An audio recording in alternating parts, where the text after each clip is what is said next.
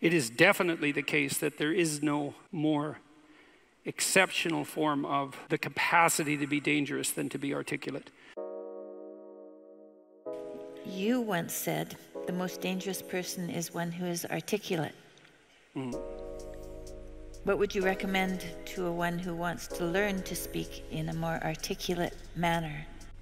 Well, articulate is an interesting word, because if your joints are articulated, and that means you can do things with them because they're articulated, right? They're not one solid, vague mass.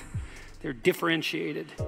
And someone who's graceful is articulated and compelling because they're articulated. And speech is a form of articulation in that manner because the act of speech itself is extremely complicated.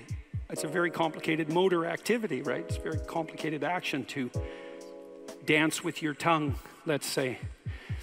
And it is definitely the case that there is no more exceptional form of the capacity to be dangerous than to be articulate. Do you want to be competent and dangerous, or do you want to be vague and useless? Because those are your options, and I don't care what your job is.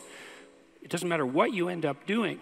You know, if you're a plumber, I have great respect for plumbers, by the way, and you're articulate, you can negotiate with your clients, you can introduce your coworkers, you can make a case for your employees, you can advertise your services, you can think through your problems. You're firing on all cylinders. Think of this as an analogy. Imagine that you're trying to walk across a swamp, and the swamp is murky, but you know there's a path. You know there's a path of stone under the water, but it twists and moves. And if you stay on the path, you won't drown. The crocodiles in the swamp won't devour you. And as you walk forward, you can feel with your next step where the stone might be. And then you feel it's solid, then you take that step, and then you do the same thing with your foot again. You search and you find out what's solid, and you step on it, and you move forward in that manner. That's what you do with your words. It's the same thing. You feel, and you feel, is this the right word?